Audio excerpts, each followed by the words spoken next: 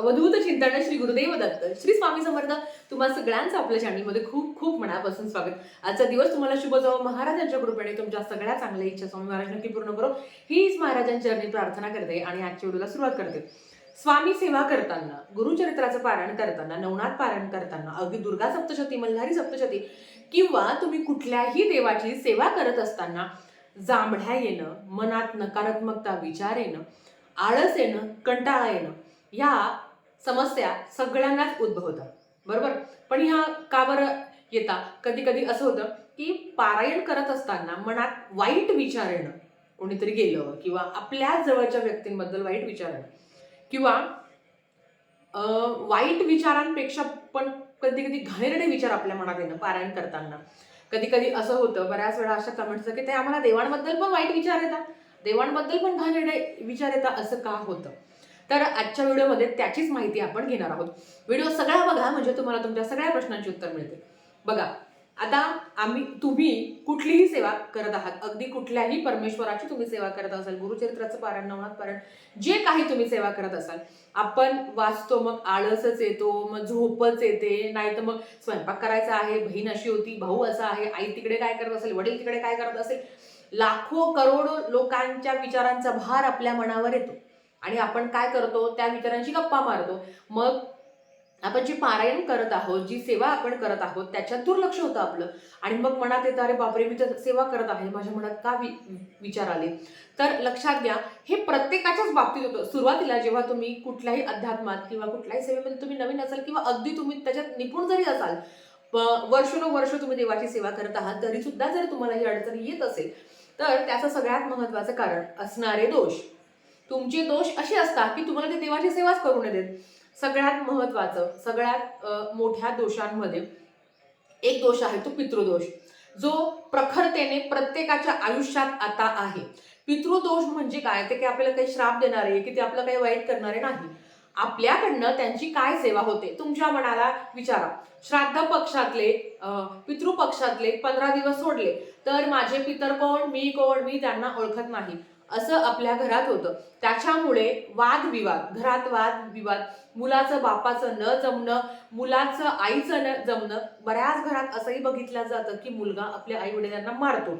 आता कुठलेही आईबाप आपल्या मुलाला असे संस्कार देत नाही, पण हे पितृदोषाचं प्रमुख कारण आहे. मुलाचं बापाचं न पटणं किंवा किंवा सासूचं आणि सुनेचं न, बघा, सासू सुनेचं न पटणं हे तर घरोघरी असतं, पण खूप प्रमाणात त्यांचे वाद होतात, कुठलंही प्रेम नाहीये, आपुलकी नाहीये, मग कोर्ट कचाऱ्या होतात. तर याचं सुद्धा कारण पितृदोष आहे. सगळं चांगलं आहे, मुलगा चांगला सर्व्हिसला आहे, मुलगी सर्व्हिसला आहे, तरीही त्यांचं जमत नाही, आयुष्यभर संघर्ष त्यांचा चालू आहे. संतान प्राप्ती, पितृदोष जर असेल तर संतान प्राप्तीमध्ये सुद्धा अडचणी निर्माण होतात. आणि हे सगळं करत असताना जेव्हा तुम्ही सेवा करता, तर आपले जे पितर आहे ते काय म्हणता की तू माझं सोडून तू देवाचं काय करतोय? लक्षात घ्या, देवाच्या सुद्धा आधी पितर असतात. पितरांची आधी सेवा करायची असते आणि मग देवांची सेवा करायची असते. गुरुमाऊली नेहमी म्हणता, महाराजांमध्ये आणि तुमच्यामध्ये जे कोणी आहे आधी, तर ते पितृ आहे. त्या पितरांची सेवा आधी करा, मग परमेश्वराची सेवा करा. म्हणून आता बऱ्याच घरात तर आपल्या पितरांचा टाक पण नाही आहे. जर तुमच्या घरात कोणीतरी वारले असेल तर त्या पितरांचा मान सन्मान तुम्ही करता का? त्यांना तुम्ही घास देता का? किंवा त्यांच्या स्मरणार्थ तुम्ही दानधर्म करता का? पितरांचा टाक तुम्ही ठेवलाय का? बऱ्याच वेळा असं होतं की देवांच्याच रांगेत पितरांचा टाक असतो. आता ते टाक कुठे ठेवायचा, कसं ठेवायचा, या संदर्भातली नक्की मी नंतर माहिती देईल, पण आता सांगते. म्हणून दररोज तुम्ही देवाची पूजा करत असताना पितरांची पूजा करता का? त्यांची सेवा करता का? नाही. तुमच्याकडनं जर हे होत नसेल तर मग तुम्ही डायरेक्ट देवाची सेवा करताना तुमच्या मनात घाणेरडे, अश्लील, वाईट किंवा जांभळी झोप येणं हे विचार घडणारच. तुम्ही अगदी महिनाभर सातत्याने हे करून बघा, तुमच्या मनात कधीही वाईट विचार, नकारात्मकता कधीही येणार नाही. त्याच्या आधी पितरांची सेवा करणं खूप महत्वाचं असतं. आता ही पितरांची सेवा काय करायची ते तुम्हाला सांगते. आपल्या नित्यसेवेच्या पुस्तकांमध्ये पितृस्तुती स्तोत्रम नित्यसेवेच्या पुस्तकांमध्ये आहे. दररोज देवाची पूजा करण्याच्या आधी पितरांची सेवा करायची असते. आता काय करायचं, घराच्या दक्षिण दिशेला तोंड करून बसायचं. पितरांचं आसन वेगळं असतं, देवाचं आसन वेगळं आहे. पितरांचं आसन वेगळं असतं, त्याला हात लावायचा नाही. तर ते पितरांच्या आसनावर बसून आपल्याला पितृस्तुती स्तोत्रम एकदा पठण करायचं. ते पठण करून झाल्यावर ग्रंथ नित्यसेवेचं पुस्तक जागेवर ठेवायचं. ते जे ना आसन आहे त्याची नीट घडी घालायची, अशा ठिकाणी ठेवायचं की त्याला कोणी हात लावणार नाही. नंतर तुम्ही हातपाय धुवायचे आणि नंतर तुम्ही देवाची पूजा करायची. नंतर तुम्ही बोलायचं. म्हणजेच काय, पूर्ण सेवा होईपर्यंत, म्हणजे ते वस्त्र अंथरल्यापासून सेवा होईपर्यंत, त्याची घडी घालून जागेवर जाऊपर्यंत आणि आपण हातपाय धुईपर्यंत आपल्याला कोणाशी बोलायचं पण नाही आहे आणि देवाची पूजा पण करायची नाही आहे. मासिक धर्म सुतक विटाळ असेल तर तुम्हाला हे करता येणार नाही. ही झाली पहिली सेवा. बघा, जेव्हा आपल्याला जेव्हा सांगता का प्रखर पितृदोष आहे तर नारायण नागबली करायला लावतात. आता नारायण नागबली करायला तर खरंच त्याला खर्च लागतो आणि 3 दिवस ती नारायण नागबली चालते. मग त्या नारायण नागबली करण्यासाठी एवढा पैसा पण आपल्याकडे नाही आहे. तर मग जर तुम्ही ही पितरांची सेवा सातत्याने केली, आणि खरं तर एकदा नारायण नागबली करून नाही होत. जेव्हा कधी कधी असं असतं की तुम्ही तेव्हा संकल्प करता की मी दर 3 वर्षाला करेल किंवा याच्यानंतर पण मी करेल. एकदा, आता मला सांगा, एकदा स्वामी चरित्र सारामृताचं पारायण केल्यावर लगेच दोष जाणार आहे का? नाही. तर एकदा नारायण नागबली केल्यावर परत नारायण नागबली करायची असं नाहीये. तर ती परत करायची असते. काही ठिकाणी खूप चांगलं आहे की दर 3 वर्षाला केली जाते, दर 5 वर्षाला केली जाते. आपण एकदा केली की तू कोण आणि मी कोण असं होतं. म्हणून त्याच्यासाठी नारायण नागबलीचा खर्च जर आपल्याकडनं होत नाही, एवढा वेळ आपल्याकडे नसेल, तर ही पितरांची सेवा करणं महत्वाचं आहे. आणि नारायण नागबली केल्यावर दर 3 वर्षांनी करायची असते. पण इतका पण वेळ जर नसेल तर ही सेवा आयुष्यभर जर तुम्ही केली, सातत्य ठेवलं, तर नक्कीच दोष कमी होतील. मग ते देवांच्या बाबतीतही असो किंवा आपल्या संसारिक आयुष्यातील असो तरी सुद्धा. दुसरं, पंचमहायज्ञ. सगळ्यात सोपी आणि सगळ्यात प्रभावी सेवा पितरांची पंचमहायज्ञ. म्हणजेच काय, हे आपल्याला 5 यज्ञ करायचे असतात. सकाळी उठल्या छोटासा कागद घ्या, त्या कागदाला तूप लावा आणि ते आपल्या गॅस ओट्यावर जाळा.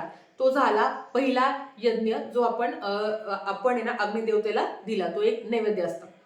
दुसरा, गायला चाणकी आणि कुत्र्याला चाणकी. गाय आणि कुत्रा किंवा गाय किंवा कावळा. आता जर गायला एक चाणकी काढून ठेवायची नाही गाय खात, तर कोणीतरी तर खाईल ना, कुठला तरी प्राणी येऊन तर खाईल. एक कावळ्याला रोज एवढीशी तरी चाणकी करा. ती चाणकी कावळ्याच्या स्मरणार्थ. आमच्याकडे कावळा येत नाही, आमच्याकडे गाय येत नाही, कुत्र खाईल, कुठला ना कुठला प्राणी खाईल, पक्षी खाईल. त्यांच्या स्वरूपात कोणी ना कोणी, म्हणजे तुमचे पितर त्यांच्या स्वरूपात ते अन्न ग्रहण करतील. हे झाले दुसरा आणि तिसरा यज्ञ. त्याच्याबरोबर आपल्याकडे मुंग्या. आता घर म्हटलं की मुंग्या असतातच, लाल असतात, काळ्या असतात. त्या मुंग्यांना थोडीशी साखर खाऊ घालायची. घराच्या बाहेर जरी तुम्ही थोडासा गुळाचा कडा ठेवला किंवा साखर ठेवली तरी ते येऊन बिचारा त्या खाऊन जातात. हा सुद्धा यज्ञ झाला. त्याच्याबरोबर आपल्या घरात येणारा माणूस, लहान मुलं असो, मुलगा मुलगी, स्त्री पुरुष, त्याला कधी निर्मुखी पाठवायचं नाही. लहान मुलं असेल तर चॉकलेट, बिस्किट, गोळ्या घरात चालूच असतं. किंवा आपल्याकडे मदत करणारे येणाऱ्या ताई असेल तर त्यांना चहा द्या. रोज काही ना काही आपल्या घरातून थोडंसं दान झालं पाहिजे. हे 5 यज्ञ जर तुम्ही सातत्याने केले तर नक्कीच पितृदोष कमी होतील. आणि हे करून बघा, अनुभव आलेला आहे. जेव्हा तुम्ही नारायण नागबली करता तेव्हा एका लिमिट पिरियड पर्यंत त्याचा प्रभाव असतो. पण जेव्हा तुम्ही हे तुम्ही सेवा करत असता, पंचमहायज्ञ तुम्ही करत असता, हळूहळू प्रभाव कमी होईल. म्हणून पितरांना संतुष्ट करा, पितरांना तृप्त करा. जोपर्यंत पितरांची सेवा तुमच्याकडनं घडत नाही आहे तोपर्यंत तुम्ही आपल्या गुरूंची असो, कुळदेवीची असो, कुळदेवांची असो, त्यांच्यापर्यंत तुम्ही जाऊ शकत नाही. कारण पितर तुमच्या समोर ठाम मांडून बसले आहेत. मला सांगा, ज्यांच्यामुळे आज तुम्ही हे सगळं वैभव बघत आहात. आपण कधी कधी कोणाच्या आयुष्यात असं असतं ना की न मागता सगळं काही मिळतं. आपण म्हणतो ना, याला वडिलोपार्जित आहे, व तुला काय टेन्शन नाही, तुझं सगळं चांगलं आहे. का? तर हे त्यांच्यामुळे आहे. मग त्यांच्या स्मरणार्थ आपलं काही कर्तव्य नाही का? आणि त्यांना तुमच्याकडनं काही नको, तुमची प्रॉपर्टी नको, काही नको, त्यांच्या स्मरणार्थ सेवा. कारण मृत्यूनंतरचा प्रवास खरंच खूप अवघड असतो. त्या प्रवासासाठी आपल्याकडनं काही ना काही त्यांना फुलाची पाकळी त्या परमेश्वराला सुद्धा सांगायचं असतं की मी जी काही सेवा केली आहे ती माझ्या पितरांसाठी आहे. बघा, अमावास्या म्हटलं तर नेहमी सांगितलं जातं दान धर्म करा. अमावास्याला केलेलं दान हे पितरांसाठी असतं, ते पितरांच्या स्मरणार्थ असतं. मग अन्नदान, चप्पल दान, वस्त्रदान, तुम्ही काहीही करू शकता. तुम्ही अगदी चामडाची चप्पल तुम्ही एखाद्या गरीबाला, ज्याच्याकडे चप्पल नाही, तुम्ही त्याला दान करू शकता. आता ना कडाक्याचा उन्हाळा पण सुरू झाला आहे. तुम्ही छत्री दान करू शकता, तुम्ही घोंगडी दान करू शकता, तुम्ही एखाद्याला साडी, एखादी गरीब बाई आजीला साडी नाहीये तुम्ही तिला साडी दान करू शकता. महिन्यातून एकदा काही ना काही, किंवा अमावस्याच्या दिवशी कोरडा शिदा दान करू शकता. एखादा व्यक्ती खाईल इतकं दान तुम्ही करू शकता. याने नक्कीच तुमचे पितृ तृप्त होतील. त्यांना तुमच्याकडनं तुमची प्रॉपर्टी, तुमचं काही नको आहे. त्यांच्यासाठी जो काही नंतरचा प्रवास आहे तो सुखकर व्हावा, त्यांच्या वेदना कमी व्हावा, म्हणून त्यांच्यासाठी दानधर्म करायचं असतं. आणि ते नक्कीच बघत असतात की ज्याच्यासाठी मी हे सगळं कमवून ठेवलं आहे तो माझ्यासाठी काय करतो. आणि सगळ्यात महत्वाचं की आता बऱ्याच वेळा असं म्हटलं जातं की जिवंत व्यक्तींना तुम्ही सुखाचं ठेवा, म्हणून सांगते की आयुष्यात जे व्यक्ती आपल्या जवळ आहे, गेलेल्या व्यक्तींना तर आपण दान धर्म करतच असतो, पण जे लोक आपल्या जवळ आहेत त्यांना जपा, त्यांना जीव लावा. मेल्यावर तर आपण खूप तर्पण विधी, हे दे ते दे हे करतोच असतो, पण जो व्यक्ती जिवंत आहे त्याच्यासाठी हे करावं. आता जे व्यक्ती नाहीच आहे तर त्यांच्यासाठी तर ह्या सगळ्या सेवा आपल्याला करणं एकदम महत्वाचं आहे. म्हणून सांगते, जोपर्यंत हा दोष तुमचा कमी होत नाही तोपर्यंत तुमच्या मनात सेवा होत नाहीये, कंटाळा येतो, आळस येतो, ह्या गोष्टी घडतच असतात. आणि हे तुमचे दोष आहे. सगळ्यांच्या बाबतीत तुमचं काय माझं सेम आहे. मनात विचार येणं, झोप येणं, करू नाही वाटणं, ह्या गोष्टी घडतातच. पण जर तुम्ही ह्या गोष्टींचं सातत्य ठेवलं सेवेचं तर नक्कीच चांगला फरक तुम्हाला जाणवेल. तर आजच्यासाठी फक्त इतकं झालेली सेवा महाराजांच्या चरणी मी रुजू करते आणि आजचा व्हिडिओ तेच सांगते. आवडला असेल तर लाईक शेअर सबस्क्राईब करा. व्हिडिओ परत अशाच एक नवीन व्हिडिओ सोबत. तोपर्यंत श्री स्वामी समर्थ.